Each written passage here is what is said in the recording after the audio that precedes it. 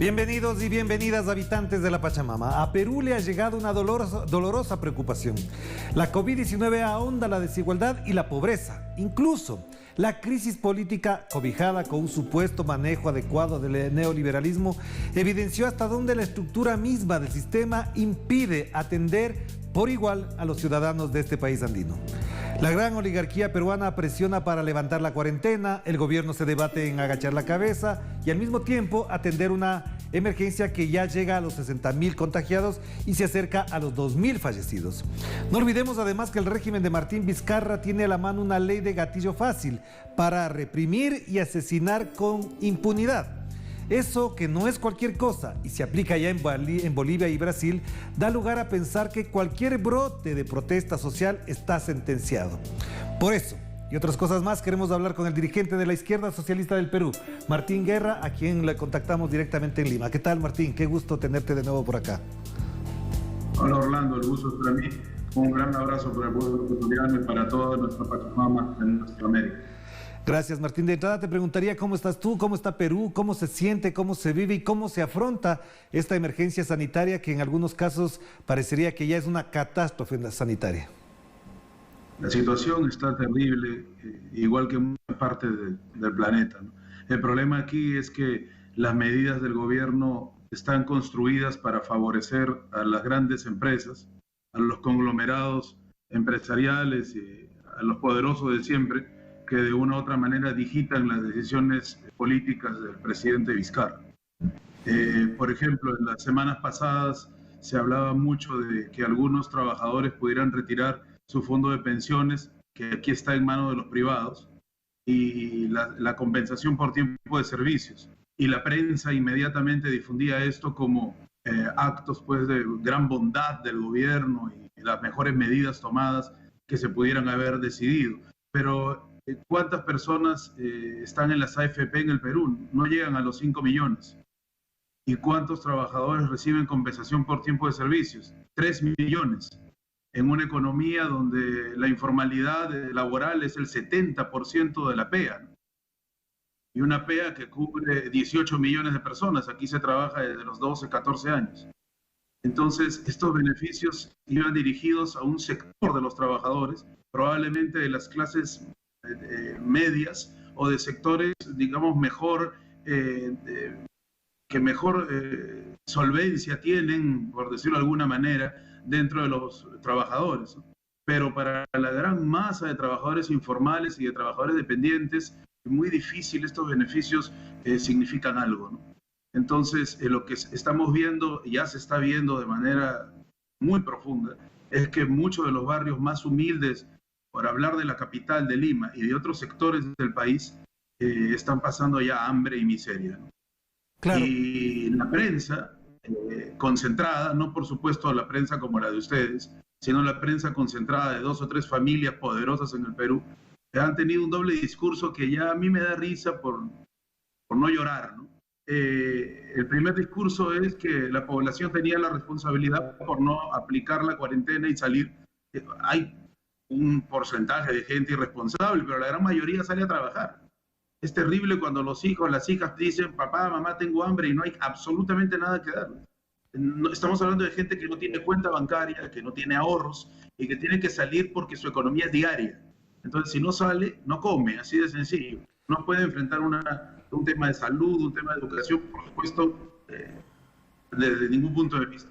Claro, pero Martín, pero ahí te plantearía una pregunta puntual, porque a lo que acabas de mencionar, además se revalida, se legitima con una decisión que tomó el gobierno con el decreto 038-2020, que entró en vigor además del 13 de abril, hace poquito nada más, y que permitió que 5.200 empresas despidan a miles de trabajadores sin ninguna justificación ni tampoco sin ninguna reparación económica.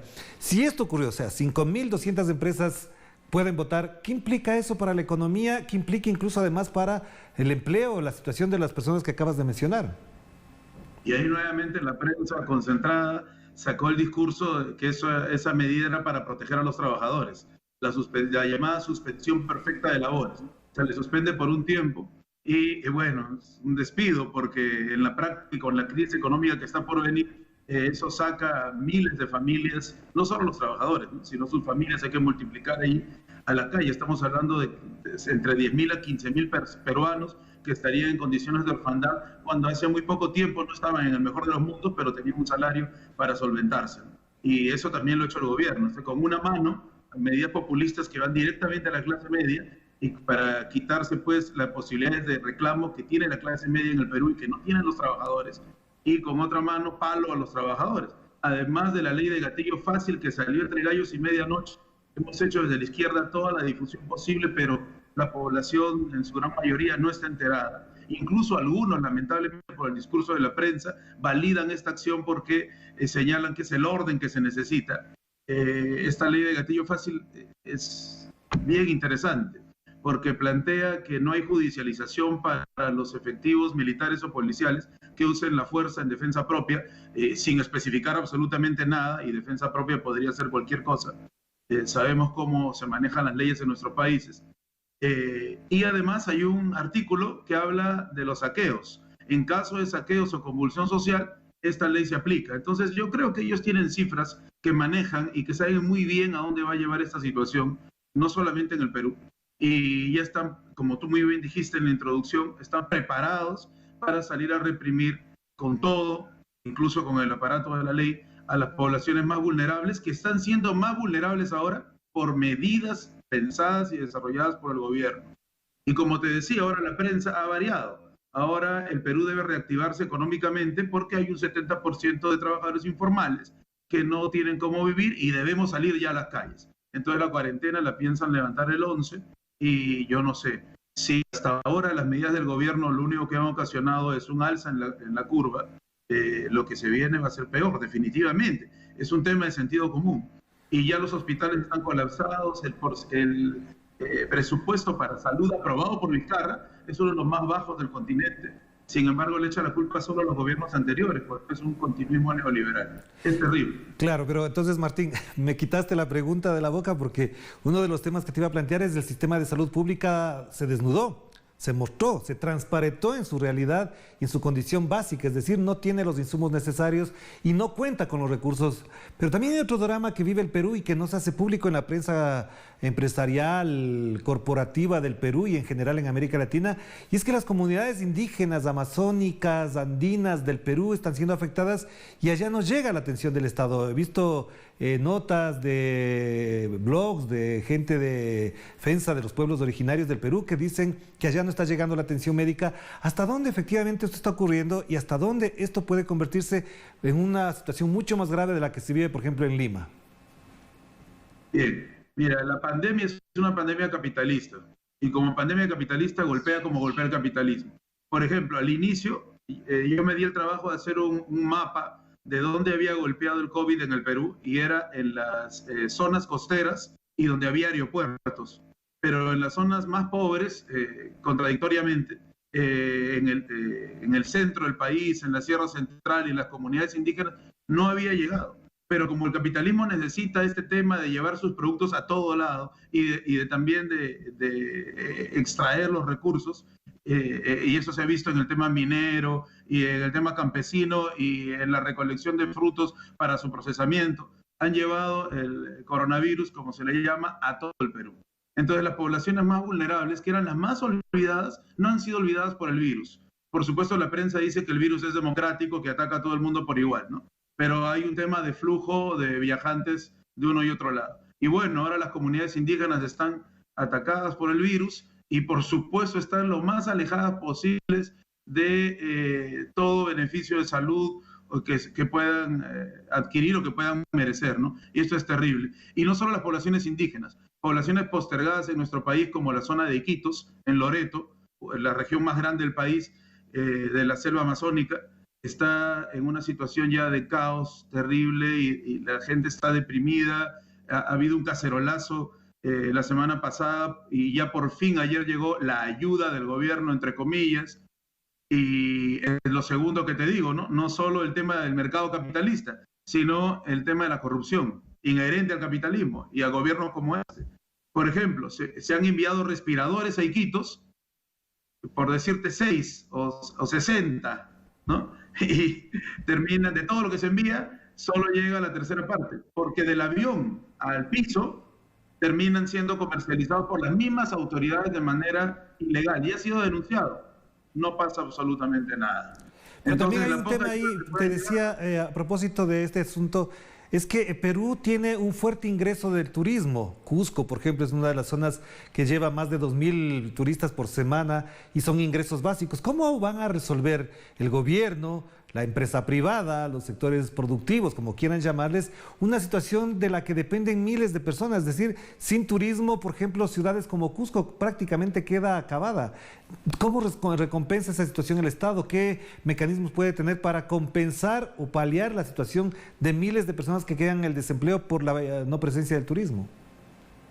No hay ninguna medida planeada para tema turístico y para otras empresas o industrias importantes dentro del desarrollo económico del país en cuanto a solución de puestos de trabajo y para favorecer a la gran mayoría. Lo que sí hay es una reactivación de las actividades económicas que curiosamente están en manos de las grandes familias empresariales del Perú que están representadas por la CONFIEP, cuya presidenta dijo hace algunos días que está muy preocupada porque los protocolos de salud y de seguridad que exigen los trabajadores son demasiados y que habría que reducirlos para poder reactivar la economía. Esa es la situación, Orlando. Parece increíble de creer, pero es así. No hay un plan. Las decisiones se van tomando a diario y el poder de la CONFIEP sobre el presidente es muy fuerte. Él intentó hacer algunas medidas cercanas al pueblo, pero el presidente Vizcarra es un presidente que surge de la nada y que para mantenerse, porque no tiene partido político ni tiene seguidores orgánicos, ha tenido que realizar algunas medidas populistas para que cierta izquierda lo sostenga y cierto pueblo organizado lo sostenga en el gobierno y poder oponerse a la ultraderecha del fujimorismo y del aprismo, que en realidad querían ellos tomarse el poder, ¿no? Entonces ha estado tratando de equilibrar el presidente Vizcarra, pero en política no puedes equilibrar. O estás con el pueblo, o estás contra él, lamentablemente es así, y él ha decidido que las medidas económicas, en su gran mayoría, sean para beneficiar en esta terrible crisis a las oligarquías. Claro que Y sí. yo creo que es una crisis económica. Vamos a hacer la primera pausa, Martín, para volver y seguir conversando sobre la situación de tu país, pero también quisiera tu perspectiva de lo que pasa en la región, lo que ocurre con Venezuela, con Estados Unidos, que sobre eso tienes importantes reflexiones y puntos de vista que comentarnos. Vamos a hacer la pausa entonces y volvemos enseguida con Martín Guerra, dirigente de la izquierda socialista del Perú, con quien siempre será grato conversar y reflexionar sobre la realidad de nuestra región. Vamos a la pausa y volvemos con Enclave Política.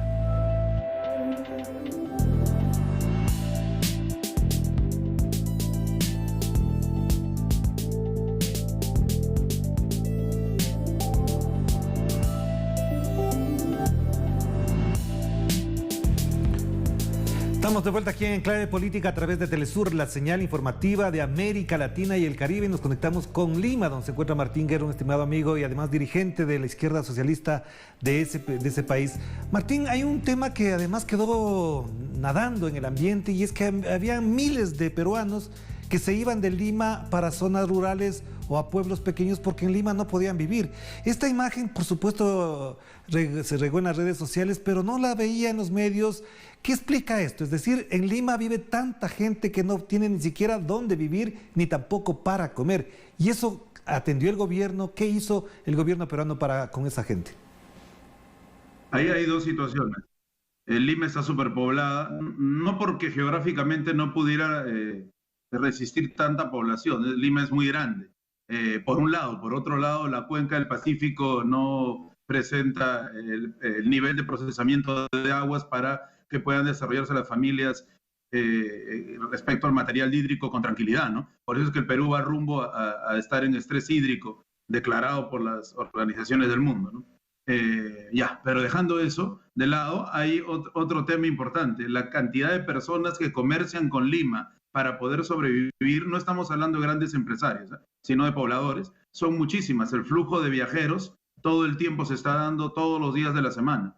Entonces la cuarentena cogió a muchos peruanos, a miles de peruanos en Lima que tenían que volver a su zona.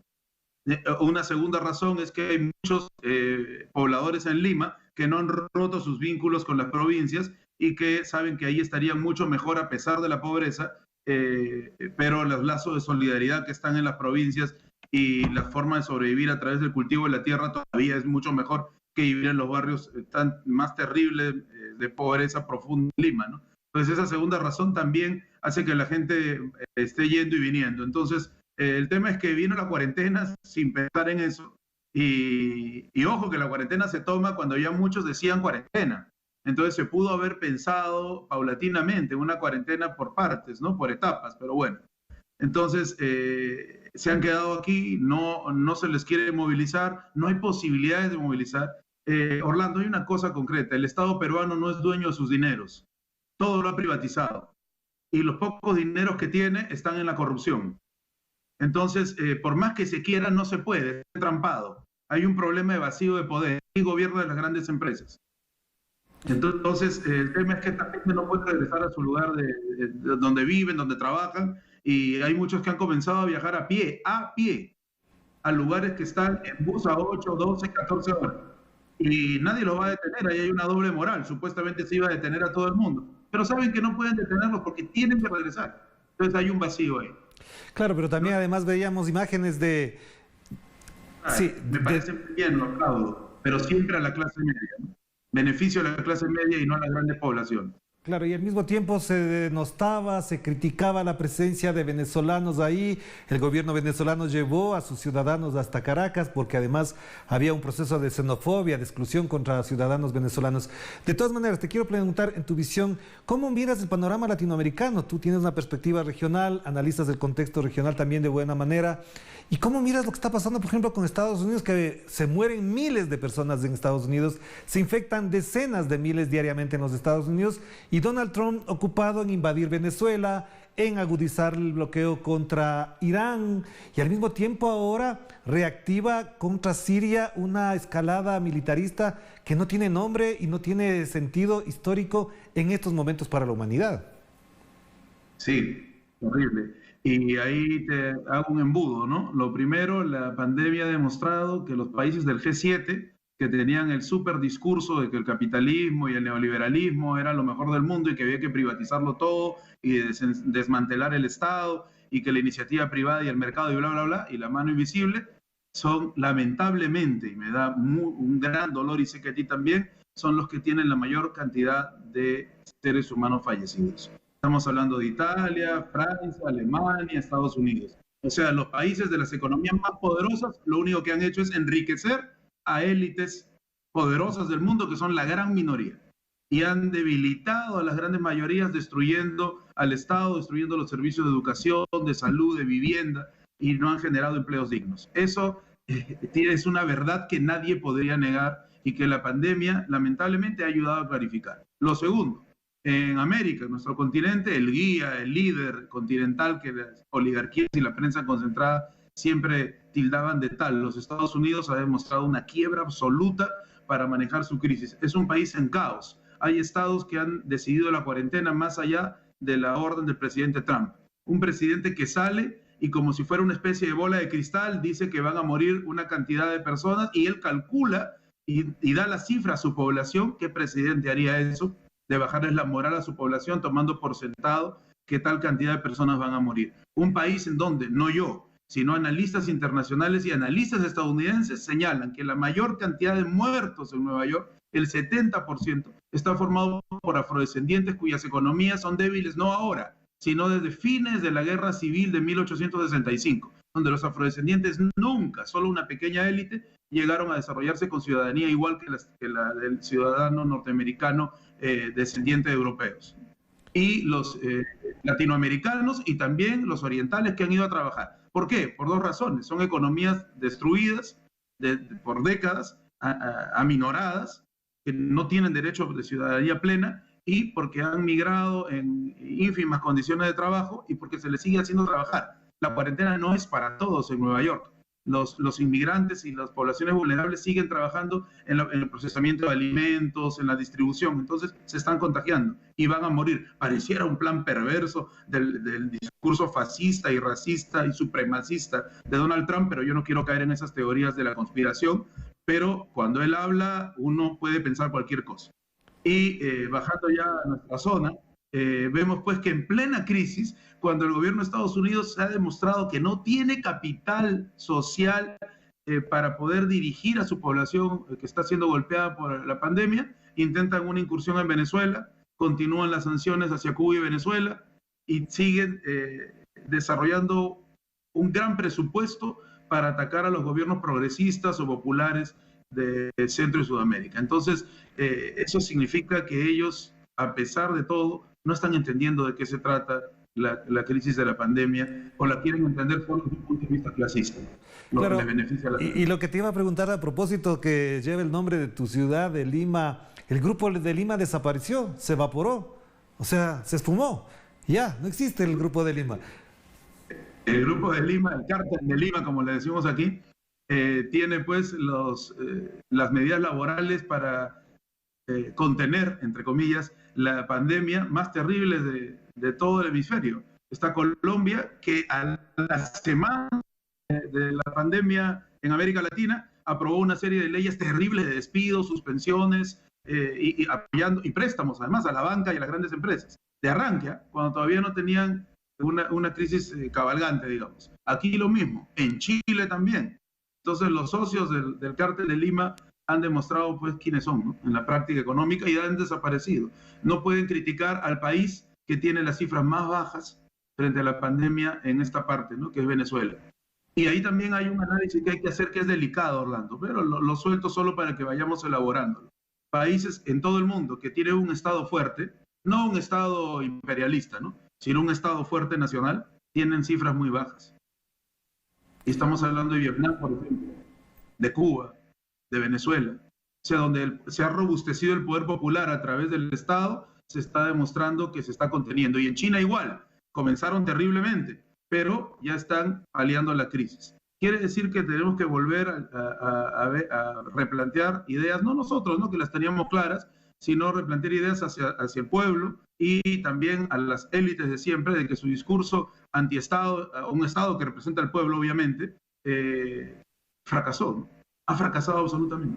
Claro, pero entonces, Martín, ahí una pregunta para ir cerrando ya. De todas maneras, hay ya una situación, hay una crisis, hay una tragedia mundial.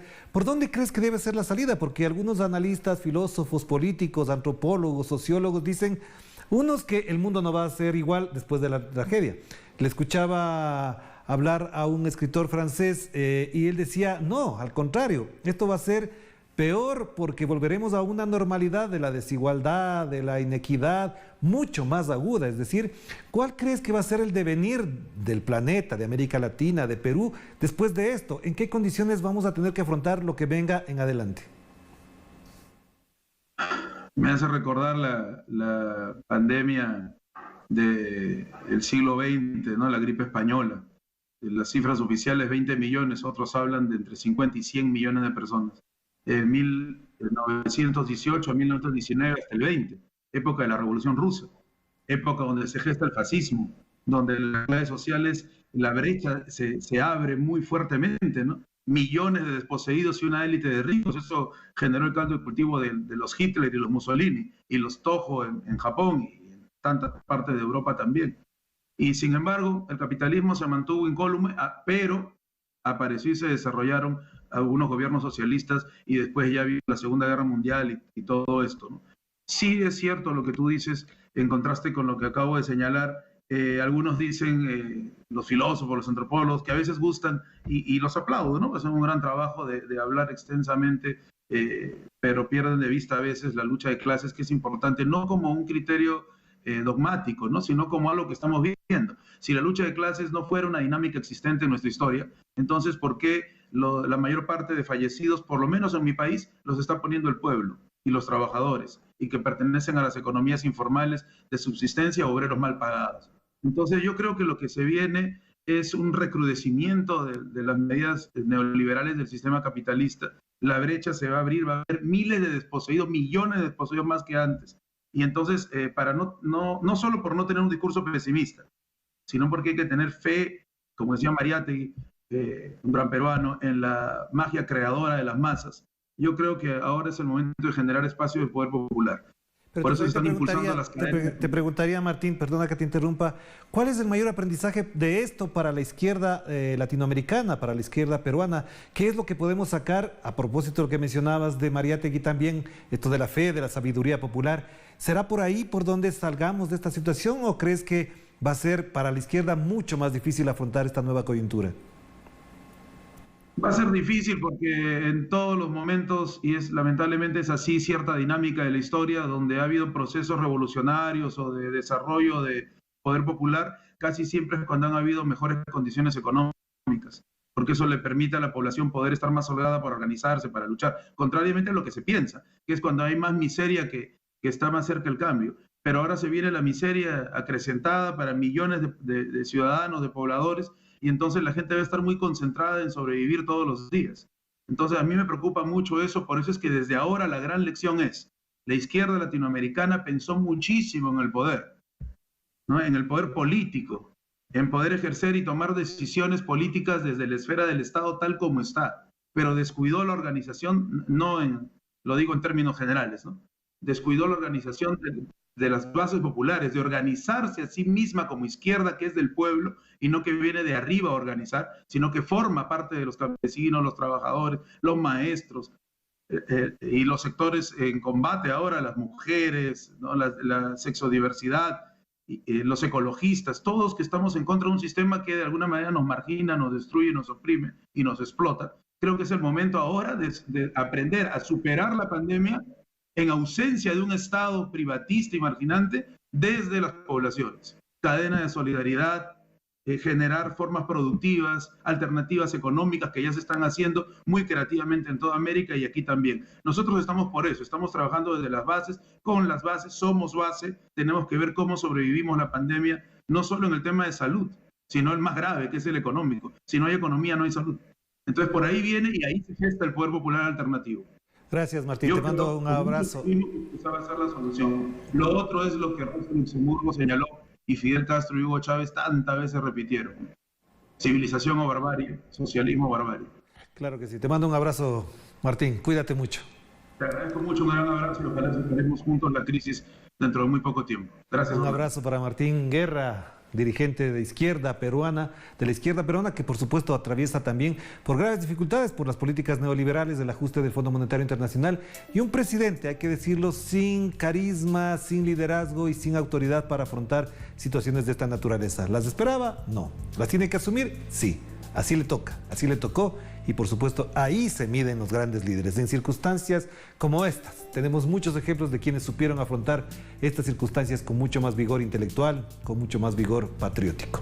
Nos despedimos. Cuídense, por favor. Chao, chao.